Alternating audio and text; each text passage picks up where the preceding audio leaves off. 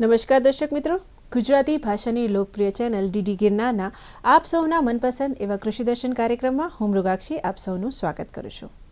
મિત્રો, આ કાર્યક્રમમાં હંમેશા આપ સૌને ઉપયોગી એવા વિષય સાથે અમે ઉપસ્થિત થઈએ છીએ અને આજે પણ એવા જ એક ખેડૂતલક્ષી વિષય લઈને અમે ફરી એકવાર આવી ગયા છે. મિત્રો, આજના કાર્યક્રમનો વિષય છે શક્કરટેટી અને તરબૂચ પાકોમાં સંકલિત રોગ જીવાત નિયંત્રણ. વિષય અંતર્ગત માર્ગદર્શન તથા માહિતી આપવા માટે આપણી સાથે સ્ટુડિયોમાં જોડાયેલ છે આજના આપણા વિષય નિષ્ણાંત. તેનો પરિચય આપું. તેઓનું નામ છે પટેલ જીગરભાઈ મોહનભાઈ. મિત્રો, સાહેબ નાયબ બાગાયત નિયામકની કચેરી સાબરકાંઠા ખાતે મદદનીશ બાગાયત નિયામક તરીકે ફરજ બજાવે છે. તો ચાલો સાહેબને મળીએ અને તેમની પાસેથી માહિતી તથા માર્ગદર્શન પ્રાપ્ત કરીએ. નમસ્કાર સાહેબ. નમસ્કાર સાહેબ, સૌપ્રથમ તો અમારા કાર્યક્રમમાં આપનું ખૂબ ખૂબ સ્વાગત છે. હવે સાહેબ, આપણે શક્કરટેટી અને તરબૂચના પાકની વાત કરીએ પહેલાં અમારા જે દર્શક મિત્રો છે એમને જણાવો કે આ પાકનું મહત્ત્વ શું છે. ખૂબ સરસ પ્રશ્ન છે. નમસ્કાર ખેડૂત મિત્રો. જેમ શક્કરટેટી અને તરબૂચની વાત થઈ એ વેલાવાળા શાકભાજીના વર્ગમાં આવે છે અને વેલાવાળા શાકભાજીના વર્ગની વાત કરીએ તો એ અન્ય શાકભાજી પાકો કરતાં 8 થી 10 ગણું ઉત્પાદન આપે છે. તેમજ તેની ખેતી પણ સરળતાથી અને ઓછી માવજતે કરી શકાય છે. એમાં પોષક તત્વોની વાત કરીએ તો વિટામિન્સ, પોષક તત્વ, મિનરલ, ક્ષાર વધુ માત્રામાં હોય છે, એટલે ઊંચું મૂલ્ય પોષક તત્વોનું ધરાવે છે. ખાસ તરબૂચ અને શક્કરટેટીની વાત કરું તો એમાં પ્રોટીન, ફોસ્ફરસ, ઝીંક, લોહ અને વિટામિન સીની માત્રા ખૂબ જ ઊંચી હોય છે. આપણે પ્રાચીન કાળથી જોતા આવ્યા છીએ કે વેલાવાળા શાકભાજીના જે ભાગો છે, પાન છે, મૂળ છે, ફળ છે, તે બધા આયુર્વેદિક રીતે આપણે મહત્ત્વના હોય છે, એટલે વેલાવાળા શાકભાજી ખૂબ જ મહત્ત્વના છે. બરાબર. તો સાહેબ, આપે જેમ જણાવ્યું એમ પોષક તત્વ અને વિટામિનથી ભરપૂર એવા જે બે પાક છે શક્કરટેટી અને તરબૂચ, તો એનું જો વાવેતરની દ્રષ્ટિએ આપણે જિલ્લામાં જો વાવેતર થતું હોય તો કેવી રીતે થાય છે, કેટલા પ્રમાણમાં થાય છે? જો વાવેતરની વાત કરીએ તો ગુજરાત રાજ્યની અંદર ઓછા વત્તા પ્રમાણમાં બધા જ જિલ્લાઓમાં આ પાકનું વાવેતર થાય છે. પણ જો મોખરે વાત કરીએ, વધુ વાવેતર ઉત્તર ગુજરાતના 3 જે જિલ્લાઓ છે, બનાસકાંઠા, સાબરકાંઠા અને અરવલ્લી, આ જિલ્લાઓમાં વધુ વાવેતર થતું હોય છે. 2023-24ના જો આંકડાઓની વાત કરીએ તો શક્કરટેટીનું જે વાવેતર છે એ 13,000 હેક્ટરની આસપાસ, તેમજ તરબૂચનું જે વાવેતર છે એ 21,000 હેક્ટરની આસપાસ આનું વાવેતર થતું હોય છે. સાહેબ, ખરેખર ખૂબ જ ઉપયોગી માહિતી પૂરી પાડી. હવે સાહેબ, આપણો જે કાર્યક્રમનો વિષય છે ખાસ કરીને કે શક્કરટેટી અને તરબૂચના પાકમાં સંકલિત રોગ જીવાત નિયંત્રણ. તો સૌપ્રથમ તો એ સમજાવો કે આ સંકલિત રોગ જીવાત નિયંત્રણ જે છે તો એની કોઈ પણ પાકમાં અથવા તો આપણે આપણા પાકની વાત કરીએ કે ભાઈ શક્કરટેટી અને તરબૂચના પાકમાં કેમ જરૂરિયાત ઊભી થાય છે? સંકલિત રોગ જીવાત નિયંત્રણનો જે આપણો વિષય છે ખૂબ જ સારો વિષય છે અને એની જો હું વાત કરું તો શાકભાજી પાકોની અંદર અવરોધક પરિબળો ઘણા બધા છે. જેના ઉત્પાદનને અવરોધક જે પરિબળો છે તેમાં રોગ અને જે જીવાત છે એ જે રોગ અને જે જીવાતના અવરોધક પરિબળો ધરુ ઉછેરથી લઈ અને પરિપક્વતાની અવસ્થા સુધી ખેડૂત મિત્રો આવતા હોય છે. તેમાં મોટાભાગે ખેડૂતો રાસાયણિક જે જંતુનાશક અને જે ફૂગનાશક છે એનો મહત્તમ ઉપયોગ કરતા હોય છે અને જાણતા નથી હોતા કે ભાઈ બીજી જે પદ્ધતિઓ છે એનો જો આપણે ઉપયોગ કરીએ તો આ રાસાયણિક દવાઓનો છંટકાવથી પણ બચી શકાય છે. જેવી કે જીવાતની જે અવસ્થા છે, જીવાતને જે નુકસાન કરનારી જે પદ્ધતિ છે, રીત છે, એ બધી જ માહિતી મેળવવાની જે પદ્ધતિ છે એને આપણે સંકલિત રોગ જીવાત નિયંત્રણ કરીએ છીએ, એનું મહત્ત્વ ખૂબ જ વધી જાય છે. બરાબર. તો સાહેબ, આટલી ઉપયોગી પદ્ધતિ વિશે તો જણાવ્યું. હવે આ જે પદ્ધતિ જે છે સંકલિત રોગ જીવાત નિયંત્રણ, તો એટલે શું અને એની જેમ તમે કીધી કે ઘણી બધી પદ્ધતિ છે, તો એના વિશે માર્ગદર્શન આપશો?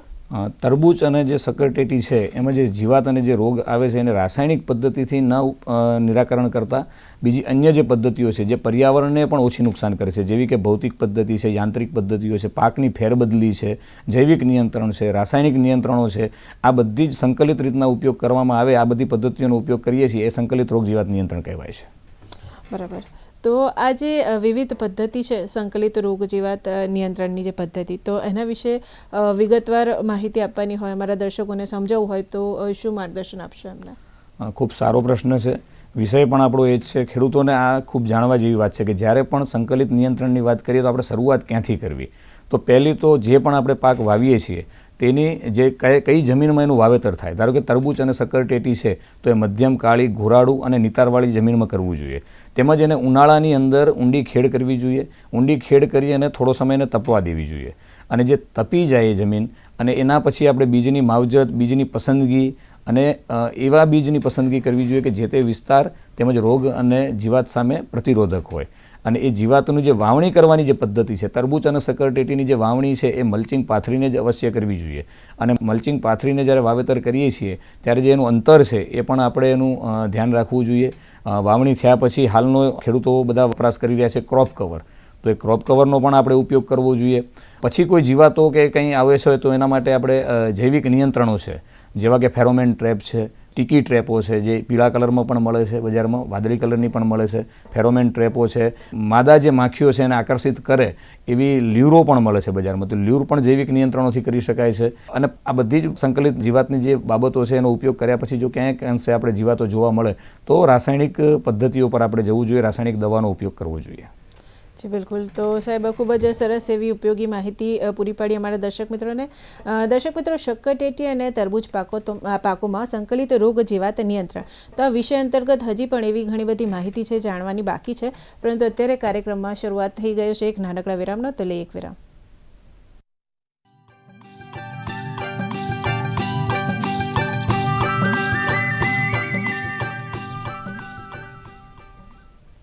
વિરામ બાદ ફરી એકવાર સ્વાગત છે આપ સૌનું કૃષિ દર્શન કાર્યક્રમમાં. અને મિત્રો, આજના કાર્યક્રમમાં જેમ આપ સૌ જાણો છો કે આપણે વાત કરી રહ્યા છે સક્કરટેટી અને તરબૂચના પાકોમાં સંકલિત રોગ જીવાત નિયંત્રણ વિશે.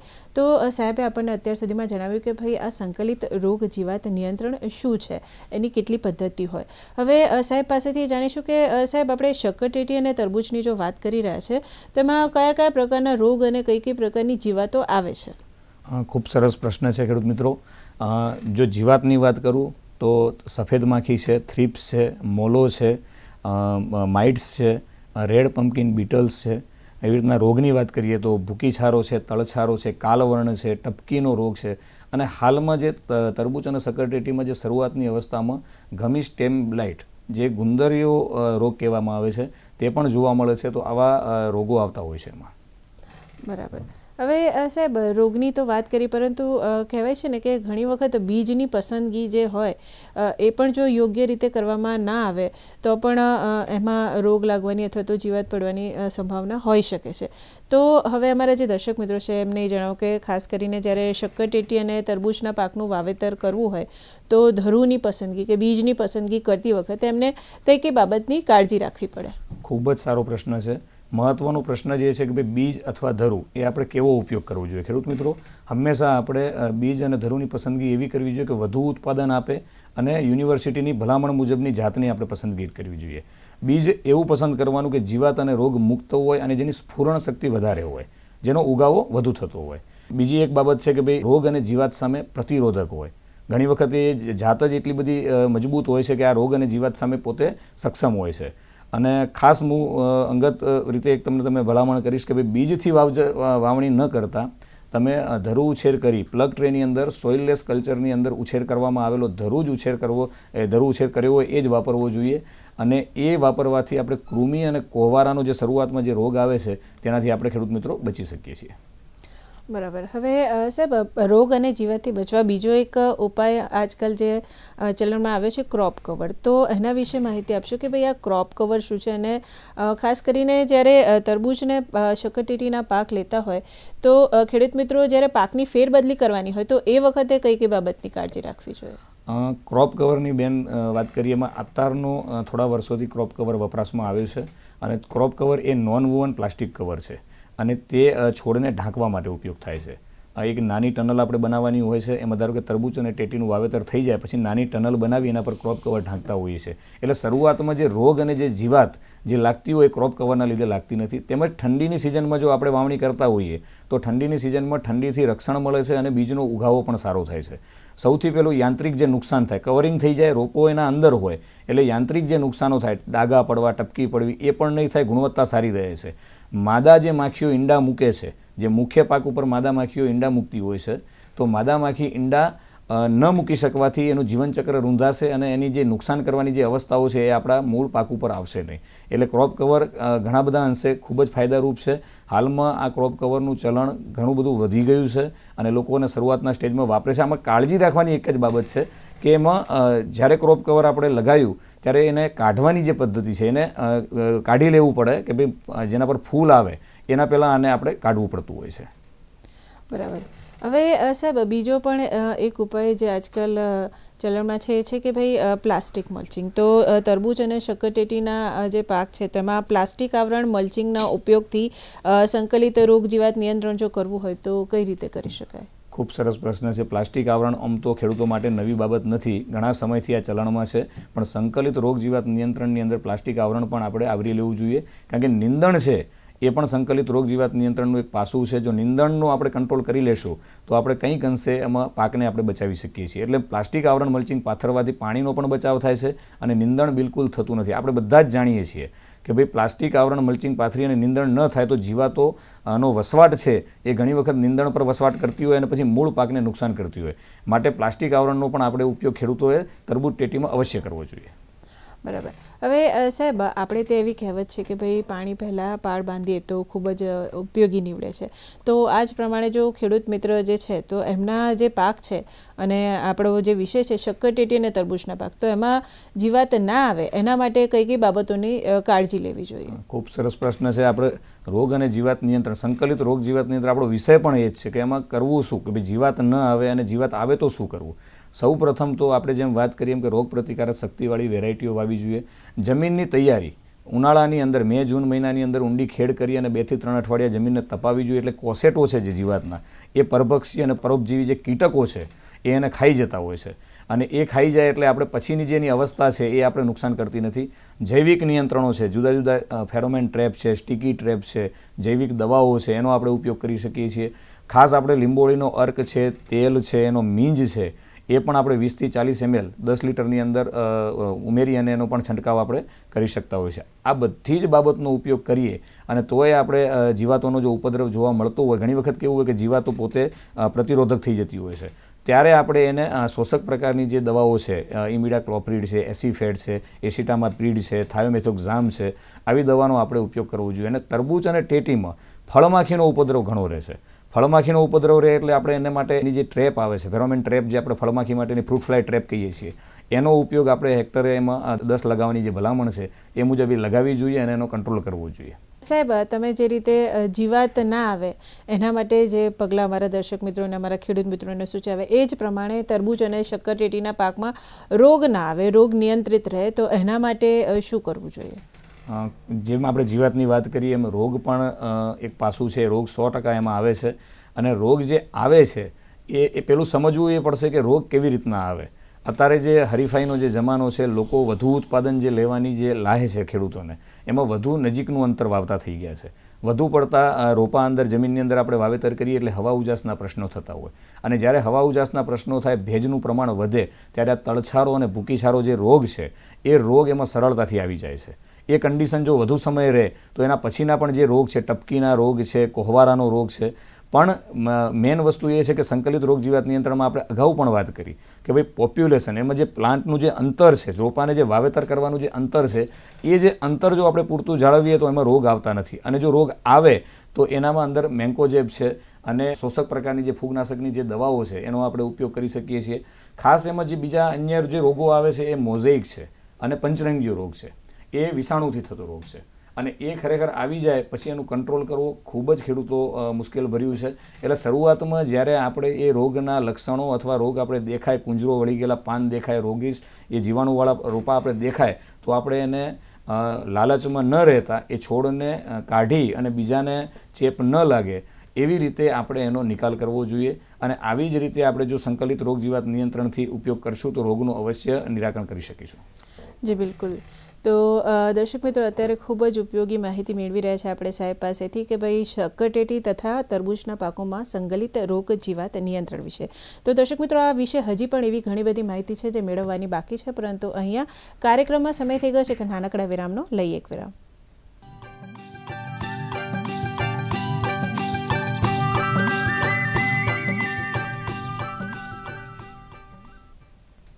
વિરામ બાદ ફરી એકવાર સ્વાગત છે આપ સૌનું કૃષિ દર્શન કાર્યક્રમમાં. અને જેમ આપ સૌ જાણો છો કે આજના કાર્યક્રમમાં આપણે માહિતી મેળવી રહ્યા છીએ શક્કરટેટી તથા તરબૂચના પાકમાં સંકલિત રોગ જીવાત નિયંત્રણ વિશે. તો સાહેબે આપણને ઘણી બધી ઉપયોગી એવી માહિતી અત્યાર સુધીમાં પૂરી પાડી છે કે ખાસ કરીને રોગ અને જીવાત ના આવે, નિયંત્રિત રહે, એના માટે કયા કયા પગલાં લઈ શકાય. હવે જેમ સાહેબ તમે અગાઉ જણાવ્યું કે ભાઈ તરબૂચ અને જે શક્કરટેટીના પાક છે તો એમાં પ્લાસ્ટિક આવરણ અથવા તો મલ્ચિંગ તથા ક્રોપ કવર એ લગાવવા જોઈએ. તો હવે જો ખેડૂત મિત્રોને વસાવવા હોય તો ખાસ કરીને એ ક્યાંથી મેળવી શકાય? એના માટે કોઈ સહાય ઉપલબ્ધ છે ખરી? અને જો હા તો એના વિશે વિગતવાર માહિતી આપશો. હા બેન, એમાં સહાય ઉપયોગી છે અને ખૂબ જ જરૂરી પ્રશ્ન છે. સંકલિત રોગ જીવાત નિયંત્રણના જે બધા જ પાસા છે એમાં ક્રોપ કવર અને પ્લાસ્ટિક મલ્ચિંગ એમાં આવી જાય છે. અને એના લીધે લગભગ મોટા ભાગનો જે પ્રશ્ન શરૂઆતના સ્ટેજમાં અને જે નિંદણનો પ્રશ્ન છે હલ થાય છે. તો સરકારશ્રીના કૃષિ કલ્યાણ અને ખેડૂત કલ્યાણ વિભાગ દ્વારા બાગાયત જે વિભાગ છે એના અંતર્ગત ક્રોપ કવર અને પ્લાસ્ટિક મલ્ચિંગમાં 50%થી 75% સુધીની સહાય મળવાપાત્ર થાય છે. બરાબર. તો આ જો સહાય મેળવવી હોય તો એના માટે કેવી રીતે મેળવાય સૌથી પહેલાં તો, અને ક્યાંથી આ મળી શકે? જો સહાય મેળવવાની હું વાત કરું તો આઈ ખેડૂત પોર્ટલ જે ગુજરાત સરકારનું છે એ આઈ ખેડૂત પોર્ટલ પર ખેડૂતોએ અરજી કરવાની રહેશે. નાણાકીય વર્ષની જે શરૂઆત હોય ત્યારે સરકારશ્રી દ્વારા આ પોર્ટલ ખુલ્લું મૂકવામાં આવતું હશે જાહેર જનતા માટે, ખેડૂતો માટે. અને એમાં અરજી ખેડૂતો જનસેવા કેન્દ્રો છે, કોમન સર્વિસ સેન્ટરો છે, પોતાના મોબાઈલથી ગ્રામ પંચાયતમાંથી તમે આ અરજી કરી શકો છો. અરજી કર્યા બાદ એમાં 7/12/8ના ઉતારા, આધાર કાર્ડની નકલ, બેંક પાસબુકની નકલ અને જો વન અધિકાર પત્ર તમે ધરાવતા હોય તો વન અધિકાર પત્રની નકલ જોડી અને 1 અઠવાડિયાની અંદર તમારા જિલ્લાની નાયબ બાગાયત નિયામકશ્રીની કચેરીમાં આ જમા કરવાનું રહેશે. તમે રૂબરૂ પણ જમા કરી શકો છો અથવા તમે ટપાલ મારફતે પણ મોકલી શકો છો. અને આ યોજનામાં જે લાભ લેવાની જે બાબત છે એમાં કોઈ પણ પ્રશ્ન ઉપસ્થિત થાય તમને તો આ વસ્તુ ક્યાંથી મેળવો? તો સરકાર દ્વારા જે તે વખતે એમ્પેનલમેન્ટ કરવામાં આવતી હોય છે. કંપનીઓ અને એના ભાવ છે એ નિયંત્રિત કરવામાં આવતા હોય છે અને ખેડૂતોએ એ જ નક્કી થયેલા જે વિતરણ કેન્દ્રો છે એના ડીલર મારફતે જ આપણે ખરીદી કરવાની થતી હશે. આ કાળજી રાખી અને લોકો ખરીદી કરશે અને આમાં કોઈ પ્રશ્ન ઉપસ્થિત થાય તો તમે તમારા જિલ્લાની બાગાયત કચેરી જે આવેલી છે નાયબ બાગાયત નિયામકશ્રીની કચેરી તેનો પણ તમે સંપર્ક કરી શકો છો. જી સાહેબ, ખૂબ જ ઉપયોગી એવી માહિતી અમારા દર્શક મિત્રોને, અમારા ખેડૂત મિત્રોને તમે આપી. હવે આપણે ખાસ કરીને ક્રોપ કવરની જો વાત કરતા હોય તો ક્રોપ કવર વસાવવું હોય ખેડૂત મિત્રોને તો એના માટે કેટલી સહાય આપવામાં આવે છે અને એના વિશે જો સહાયના ધોરણની જો કોઈ વિગતો હોય, કોઈ માળખું હોય તો એના વિશે જણાવશો. ચોક્કસથી. ક્રોપ કવરની જો હું વાત કરું તો 50,000નો યુનિટ કોસ્ટ હોય છે. એમાં સામાન્ય જાતિના ખેડૂતોને 50% મુજબ 25,000 રૂપિયા, અનુસૂચિત જનજાતિ અને અનુસૂચિત જાતિના જે ખેડૂતો તો 75% મુજબ 37,500 રૂપિયા સુધી આમાં સહાય મળવાપાત્ર છે. હું ખાસ વાત કરું કે જે આ નવી યોજના છે એમાં ફળ પાક અને શાકભાજી પાકોની અવસ્થામાં જ્યાં પણ આ કવરિંગની જરૂર પડે છે, ફળ કવર હોય, બેગ હોય કે ક્રોપ કવર હોય, એમાં મળવાપાત્ર થાય છે. ખાસ તો આ 2 હેક્ટર સુધીની મર્યાદામાં એક લાભાર્થીને મળવાપાત્ર થાય છે અને આજીવન એક જ વખત આ યોજનાનો લાભ મળવાપાત્ર થાય છે. બરાબર. હવે સાહેબ, જેવી રીતે ક્રોપ કવરની વિશે માહિતી આપી એવી જ રીતે આ જે પ્લાસ્ટિક આવરણ છે તો એના સહાય અંગે શું ધારાધોરણો છે કે એનું જે સહાય છે તો કેટલી આપવામાં આવે છે અને એના ધોરણની વિગતો જે છે સહાયની તો એના વિશે માર્ગદર્શન આપશો. ચોક્કસથી. જેમ ક્રોપ કવરની અંદર સહાય મળે છે એવી જ રીતના પ્લાસ્ટિક આવરણમાં પણ સહાય આપવામાં આવે છે. સંકલિત રોગ જીવાત નિયંત્રણમાં બંને પાસા અગાઉ પણ આપણે વાત કરી ખૂબ જ જરૂરી છે. એમાં 32,000ની યુનિટ કોસ્ટ છે હેક્ટરની. એમાં સામાન્ય જાતિના ખેડૂતોને અને અનુસૂચિત જાતિના અને જનજાતિના ખેડૂતોને 50% મુજબ 16,000 રૂપિયા પ્રતિ હેક્ટરે સહાય મળવાપાત્ર છે. એમાં રાજ્ય સરકારની વધારાની સામાન્ય જાતિના ખેડૂતોને 15%, અનુસૂચિત જાતિ અને અનુસૂચિત જનજાતિના ખેડૂતોને 25% વધારાની પૂરક સહાય મળવાપાત્ર છે. અને આ યોજનાનો જે લાભ છે એ ઋતુ આધારિત જે પાક હોય જેમ કે તરબૂચ પેટી છે એ ઋતુ આધારિત પાક છે તો એમાં દર વર્ષે મળવાપાત્ર છે. અને જો બહુવર્ષાયુ પાક હોય જેમ ફળ પાકો છે, બહુવર્ષાયુ પાકો છે તો એમાં દર 3 વર્ષે એમાં સહાય મળવાપાત્ર છે અને 2 હેક્ટરની એમાં મર્યાદા હોય છે. બરાબર. તો સાહેબ, તમારા થકી અમારા જે દર્શક મિત્રો છે એમને એ માહિતી તો મળી કે ભાઈ ક્રોપ કવર વસાવવું હોય અથવા તો પ્લાસ્ટિક આવરણ વસાવવું હોય તો સહાય મેળવી શકાય છે. પરંતુ આ જે સહાય જે છે એ ક્યાંથી મેળવે અને બીજું કે આ જે સહાયલક્ષી યોજનાનો જો લાભ લેવો હોય તો ખેડૂત મિત્રોએ શું કરવું જોઈએ? આપણે અગાઉ પણ વાત કરી કે સહાયલક્ષી યોજનાનો લાભ આઈ ખેડૂત પોર્ટલ પર અરજી કરવાની રહે છે અને અરજી કરી અને એ જે તે નાયબ બાગાયત નિયામકની કચેરીમાં જમા કરાવવાની રહેશે. અને ખાસ મેં પહેલાં વાત કરી એમ કે ભાઈ આની જે કંપનીઓ જે નક્કી થયેલી છે, એમ્પેનલમેન્ટ થયેલું છે એના જ ઓથેન્ટિક જે વિક્રેતાઓ છે એના પાસેથી ખરીદી કરી અને એના જે બિલો એના જે પુરાવાઓ છે જે તે બાગાયત ખાતાની કચેરીમાં તમારે રજૂ કરવાના હોય છે અને ત્યાંથી મંજૂરી જે મળી હોય એના આધારે પુરાવા રજૂ થશે અને સહાય તમારા ખાતામાં જમા થતી હોય છે. બરાબર. હવે સાહેબ, આપે અગાઉ હમણાં જણાવ્યું હતું કે ભાઈ આ જે તરબૂચ અને શક્કરટેટીના જે પાક છે તો એનું ડાયરેક્ટ બીજ ના રોપવા કરતાં પ્લગ નર્સરીમાં એનો ઉછેર કરવો જોઈએ અને પછી એને રોપાણ કરવું જોઈએ. તો આ જે તૈયાર જે રોપા જે છે તો એને ક્યાંથી મેળવવા જોઈએ? એના માટે ખેડૂત મિત્રોએ ક્યાં સંપર્ક કરવો જોઈએ? એના વિશે વિગતવાર માહિતી આપશો. ખૂબ જ સાચી માહિતી છે. આમાં કંઈક ધરુ ઉછેરની આપણે વાત કરી હતી આગળ. બીજથી રોપણી ન કરતાં ધરુથી રોપણી કરી. જેમ ક્રોપ કવર, મલ્ચિંગ, જેમ સંકલિત જે બાબતો છે એ સંકલિત બાબતમાં આ બાબત ખૂબ જ જરૂરી છે. ધરુથી શા માટે કરવું જોઈએ ને એ આપણે પહેલાં સમજીએ કે ધરુથી એટલા માટે કરવું જોઈએ કે સોઇલલેસ કલ્ચરની અંદર આનો ઉછેર થતો હોવાથી રોગ અને જીવાત એ મુક્ત હોય છે. અને જે બારે જે જમીનમાં આપણે ધરુવાડિયા કરીએ છીએ માટીની અંદર, તો એમાં જમીનજન્ય જે રોગો છે, કૃમિ છે, તે સરળતાથી એના અંદર આવી જાય છે અને એ પાછા ધરુ મારફતે આપણા ખેતરની અંદર આવે અને આપણા ખેતરની અંદર એક વખત જો એ કૃમિનો રોગ આવી ગયો તો આપણે એને નાશ કરી શકતા નથી. માટે તમે જે તે જિલ્લામાં હોય ત્યાં જિલ્લામાં કોઈ તમારા ત્યાં સોઇલલેસ કલ્ચરની અંદર પ્લગ નર્સરીની અંદર જો આ ધરુ ઉછેર કરતા હોય ત્યાંથી તમે મેળવી શકો છો. સેન્ટર ઓફ એક્સલન્સ વદરાડ, તાલુકો પ્રાંતિજ, જિલ્લો સાબરકાંઠા ખાતે પણ આ એક સેન્ટર બનાવવામાં આવ્યું છે જે વેજીટેબલને પ્લગ નર્સરી તેમજ એની અન્ય બાબતોનું જે કામગીરી કરી રહી છે. ત્યાંથી પણ જો ખેડૂત પોતાની પસંદગીનું જો બિયારણ આપે અને બિયારણ આપી અને એક નજીવા ₹1 દરે ધરુ ઉછેર કરી આપવામાં આવે છે. તો આવી રીતના તમે જાતે પણ જો ધરુ ઉછેર કરવા માગતા હોય, પ્લગ નર્સરીથી કરવા માગતા હોય તો તમે પોતાની બાગાયત ખાતામાંથી સહાય મેળવી અને પ્લગ નર્સરી બનાવી શકો છો. તે પ્લગ નર્સરીમાં ધરુ ઉછેર કેવી રીતના કરવો, જે સેન્ટર ઓફ એક્સલન્સ ખાતે ખેડૂત મિત્રો આવશે તો ત્યાં એમને વિગતવાર માહિતી આપી અને ધરુ ઉછેર કરવાની પૂરેપૂરી વિગતો અને માહિતી આપવામાં આવશે. બરાબર. તો સાહેબ, તમે ખરેખર ખૂબ જ ઉપયોગી એવી માહિતી અત્યાર સુધીમાં અમારા ખેડૂત મિત્રોને પૂરી પાડી છે, ખાસ કરીને શક્કરટેટી અને તરબૂચના પાકમાં સંકલિત રોગ જીવાત નિયંત્રણ વિશે. હવે સમય થઈ ગયો છે આપણા દર્શકોથી વિદાય લેવાનો. તો વિદાય લેતા પહેલાં અમારા દર્શક મિત્રોને કોઈ સંદેશો આપવા માંગતા હોય તો એના વિશે શું કહેશો? આમ તો બધી વાત થઈ ગઈ છે, પણ જો સંદેશો આપવો હોય તો હું ખેડૂતોને એટલું જ કહીશ કે આજની હરીફાઈની અંદર યુનિવર્સિટીની જે ભલામણો મુજબ આપણે જે દવાઓ છે, અંતર છે, જે વિવિધ સંકલિત રોગ જીવાત નિયંત્રણની જે પદ્ધતિઓ છે એનો આપણે ઉપયોગ કરવો જોઈએ. સીધા આપણે રાસાયણિક દવા, જંતુનાશક, કીટનાશકનો ઉપયોગ કરીએ છીએ, હાલ બધા જ કરે છે, પણ આ જે બાબતો છે એનો જો ઉપયોગ કરી અને વધુ ઉત્પાદન મેળવી, વધુ આવક મેળવે એવી મારી શુભેચ્છાઓ છે. જી બિલકુલ. તો સાહેબ, તમે અમારા કાર્યક્રમમાં આવ્યા, અમારા દર્શક મિત્રોને આટલી ઉપયોગી એવી માહિતી પૂરી પાડી એ બદલ આપનો ખૂબ ખૂબ આભાર. ધન્યવાદ. તો દર્શક મિત્રો, આશા રાખીએ કે તમને અમારો આજનો કાર્યક્રમ પસંદ આવ્યો હશે. આપને મળેલ માહિતીનો ભરપૂર ઉપયોગ કરીને આપના વ્યવસાયમાં સફળ થાવ તેવી આશા સાથે ફરી મળીએ. ત્યાં સુધી રજા આપશો. નમસ્કાર.